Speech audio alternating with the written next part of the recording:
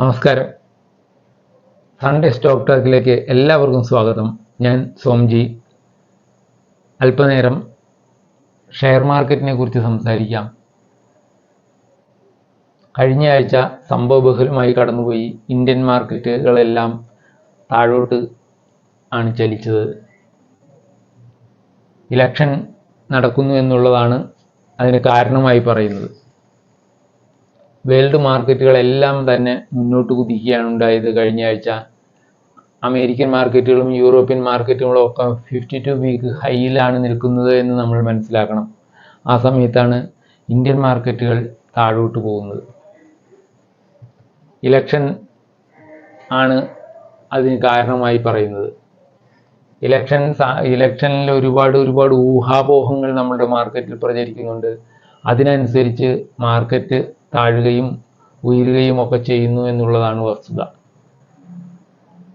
Indian മാർക്കറ്റുകൾ എല്ലാ election സമയത്തും ഇങ്ങനെയൊക്കെ തന്നെ ആയിരുന്നിട്ടുണ്ട്.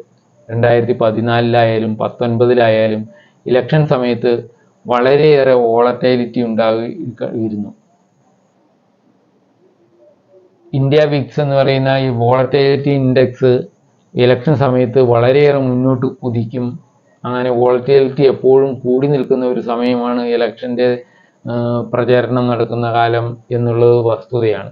ഇതിനു മുമ്പത്തെ എല്ലാ ഇലക്ഷനുകൾക്കും അത് അനുസരിച്ച് തന്നെയാണ് പോയിട്ടുള്ളത്. ഇന്ത്യ വിക്സ് എന്ന് പറയുന്ന വോളറ്റിലിറ്റി ഇൻഡെക്സ് 15 16 നിന്നൊക്കെ കിടന്നിരുന്നത് 39 വരെയാണ് 2019 പോയത്. അപ്പോൾ ആ രീതിയിലുള്ള വോളറ്റൈലിറ്റി മാർക്കറ്റ് കാണിച്ചിട്ടുണ്ട്. ഇതിനു മുമ്പുള്ള ഇലക്ഷനുകളിലെല്ലാം കാണിച്ചിട്ടുണ്ട്. ഇപ്പോഴും അങ്ങനെ തന്നെ ആവുന്നു എന്നുള്ളതേ ഉള്ളൂ. അതിന് കാരണം ഓരോ സമയത്ത് ഇറങ്ങുന്ന സർവേകൾ എന്നൊക്കെ പറഞ്ഞ് ഊഹാപോഹങ്ങൾ പടച്ചു വിടുകയാണ് ഓരോരുത്തരും. അതിനനുസരിച്ച് മാർക്കറ്റ് നീങ്ങുന്നു. ഊഹാപോഹങ്ങൾ എന്ന് പറയുമ്പോൾ ഇപ്പോൾ ഏത് മനുഷ്യരും BJP അധികാരത്തിൽ വരുമെന്ന് തന്നെ വിശ്വസിക്കുന്നവരാണ്.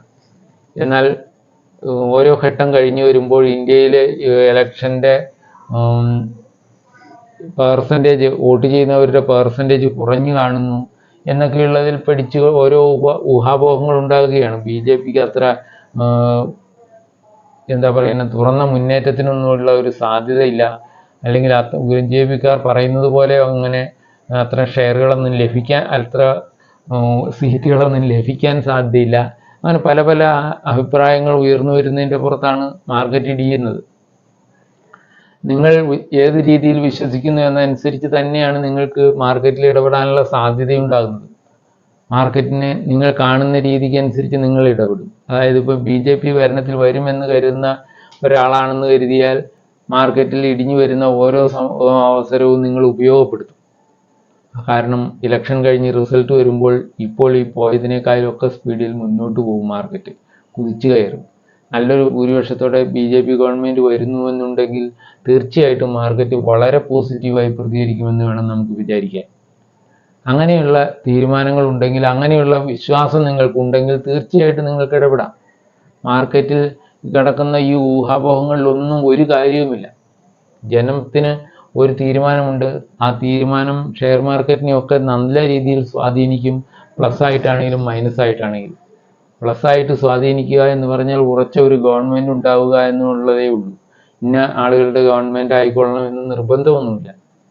BJPയുടെ ഗവൺമെൻറ് തുടരുകയാണെങ്കിൽ തീർച്ചയായിട്ടും അത് മാർക്കറ്റിന് പോസിറ്റീവായിരിക്കും. അപ്പോൾ നല്ല ഭൂരിപക്ഷത്തോടെ BJP വരണം എന്ന് പറഞ്ഞാൽ തീർച്ചയായിട്ടും മാർക്കറ്റ് പോസിറ്റീവായിട്ട് തന്നെ പ്രതികരിക്കും. മാർക്കറ്റിൽ ഇപ്പോൾ നടക്കുന്ന ഊഹാപോഹങ്ങളിൽപ്പെട്ട് നിങ്ങൾ സെല്ലിങ് നടത്തി അല്ലെങ്കിൽ നഷ്ടങ്ങളിലേക്ക് പോകുന്നു എന്നുണ്ടെങ്കിൽ തീർച്ചയായിട്ടും മാർക്കറ്റിൽ ഇടപെടരുത്. ഇപ്പോൾ നിങ്ങൾ നിക്ഷേപിച്ചിട്ടുള്ള ഷെയറുകളെല്ലാം അവിടെ തന്നെയുണ്ട്. അവയൊക്കെ ഇലക്ഷൻ കഴിയുമ്പോൾ തീർച്ചയായിട്ടും അതിൻ്റെ രീതിയിലേക്ക് മുന്നോട്ട് വരും എന്നുള്ളതിനൊരു സംശയവും വിചാരിക്കേണ്ട. ഇന്ത്യൻ എക്കണോമി അങ്ങനെ മുന്നോട്ട് കുതിക്കുന്ന ഒരു സമയമാണ്. അത് ഗവൺമെൻറ് ഏതെങ്കിലും ഒരു സ്ഥിരമായ ഒരു ഗവൺമെൻറ് വന്നാൽ, സ്ഥിരതയുള്ള ഒരു ഗവൺമെൻറ് വന്നാൽ തീർച്ചയായിട്ടും അത് ആ മുന്നേറ്റത്തിൻ്റെ പാതയിലൂടെ കുതിക്കുക തന്നെ ചെയ്യും. അതേസമയം ഭൂരിപക്ഷമില്ലാത്ത ഒരു പാർലമെൻറ്റാണ് വരുന്നതെങ്കിൽ തീർച്ചയായിട്ടും അത് താഴുക തന്നെ ചെയ്യും. കാരണം അതിന് മുന്നോട്ടുള്ള കുതിപ്പിന് ശക്തി ലഭിക്കുകയില്ല. ഇന്ത്യ എക്കണോമി ഒന്ന് പതുക്കെ ആകും. എന്ന് കരുതി അത് പുറകോട്ട് പോകുമെന്നൊന്നും വിചാരിക്കാനില്ല. പതുക്കെ ആകുക മാത്രമേ ഉള്ളൂ. അതിൻ്റെ ഗ്രോത്തിൻ്റെ സ്പീഡൊന്ന് കുറയും. അപ്പോൾ നിങ്ങൾക്ക് ലോങ് ടേം നിക്ഷേപിച്ചവർ ഒരു കാരണവശാലും ഭയപ്പെടേണ്ടതില്ല. ഇതൊക്കെയാണ് എനിക്ക് പറയാനുള്ളത്. മാർക്കറ്റിനെ കണ്ട് ഭയപ്പെടുന്നവർ ആരും ഇതിൽ ഇടപെടാതിരിക്കുന്നതാണ് നല്ലത്. ഈ സമയത്ത് ഇലക്ഷൻ കഴിഞ്ഞിട്ട് നിങ്ങൾക്ക് നല്ല തീരുമാനങ്ങൾ എടുക്കാൻ പറ്റും എന്ന് പ്രതീക്ഷിക്കുക. അതേസമയം ഇപ്പോൾ ഇടപെടാൻ ഉദ്ദേശിക്കുന്നവർ വളരെ ജാഗ്രതയോടെ ഇടപെടണം. അതിനകത്ത് ഇപ്പോൾ ഏറ്റവും നല്ല അഭിപ്രായം എന്ന് പറഞ്ഞാൽ ലാർജ് ക്യാപ്പ് ഓഹരികളിലേക്ക് മാത്രമാണ് നോക്കേണ്ടത് നിങ്ങൾ.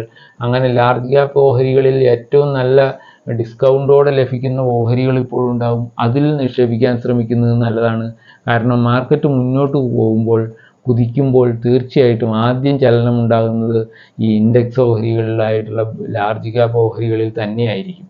അതുകൊണ്ട് അതുപോലെയുള്ള ഓഹരികൾ നിങ്ങൾ കണ്ടുവയ്ക്കുന്നതും അതിൽ ചെറിയ നിക്ഷേപങ്ങൾ നടത്തുന്നതുമൊക്കെയാണ് ഞാൻ പറയുകയുള്ളൂ. അല്ലാതെ മാർക്കറ്റിൽ നിന്ന് ഭയപ്പെട്ട് ഓടേണ്ട സമയമൊന്നുമല്ല ഇത്.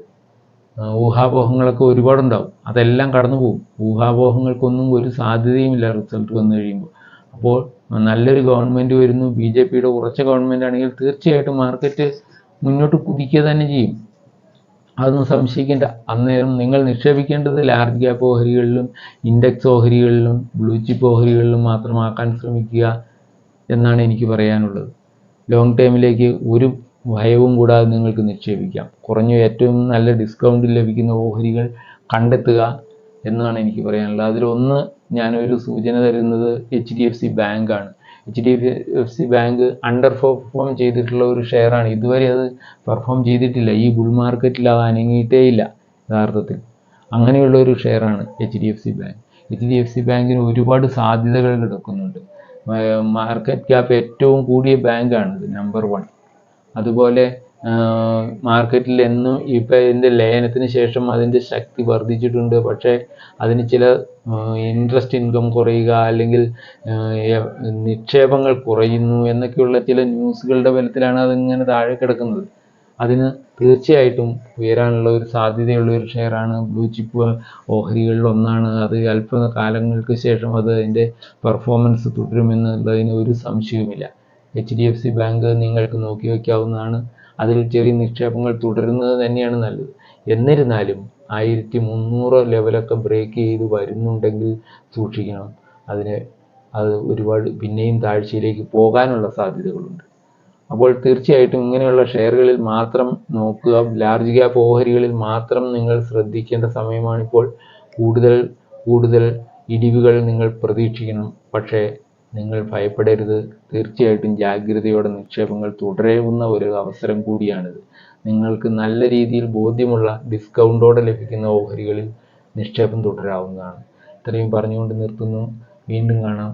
എല്ലാവരും ഒന്ന് സബ്സ്ക്രൈബ് ചെയ്യാൻ മറക്കരുത്. Thank you.